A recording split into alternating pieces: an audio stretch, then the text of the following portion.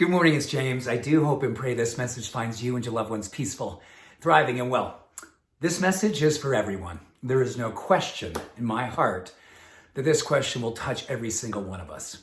This is a condition that is more rampant today than it has ever been in the history of the planet. It's a strong statement. And it's all about perfectionism. And in particular, this time of the year when we're setting forth resolutions, we're creating intentions, we're looking forward in our life, and we're hoping, praying, crying out to once and for all get it right. Am I alone? Do you ever find yourself working against perfectionism or thinking that perfectionism may be working for you, that you're just going to get it right this time? Well, this year, let us dedicate ourselves to understanding that one of the things I have learned personally, professionally, with my patients and clinically, there is no question that when perfectionism is out there in our life, there is no question that shame is underneath, driving a lot of this. Shame that we may be found out for not being perfect. And guess what? We are perfect in our nature, but none of us are perfect in how we show up in life. It just doesn't work that way. And shame is no question one of the most toxic emotions, one of the most toxic things that we can carry into our life. And if we can find a way to heal our need to think that we need to be perfect, shame can be healed as well. I want to read something to you. It may seem counterintuitive, but one of the biggest barriers towards working towards mastery is perfectionism. In our leadership research, we've learned that achieving mastery requires curiosity and viewing mistakes and failures as opportunities for learning, where perfectionism kills curiosity. And let me just add to this that research out there talks about some of the most happy and successful and fulfilled people.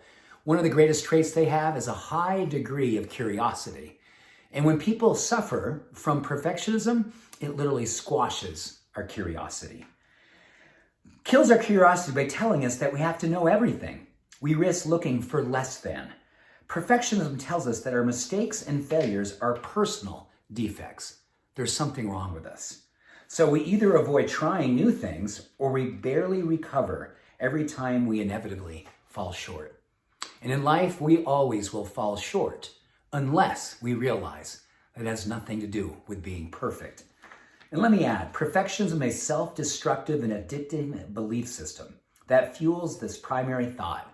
If we look perfect, if we live perfectly, work perfectly, and do everything perfectly, we can avoid or minimize the painful feelings of shame, the painful feelings of judgment and blame. Wow.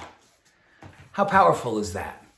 So when we consider what it is that we may be working on today, what we may be looking out in 22, thinking to ourselves, this is the year, this is going to be my time. Let us do everything we can to understand that discipline is a beautiful antidote to perfectionism. Discipline simply means to be a student of your life, to be a student of the things that make you feel most alive, most awake, most aware, most curious, most feeling of love, and most feeling of freedom. And when we give ourselves the opportunity to live with discipline, being present for each and every moment, looking underneath the things that appear and say, what's underneath this for us? Why does it turn me on? What is it bringing up for me in terms of fear? What's it bringing up for in terms of love? What's it asking of me to learn?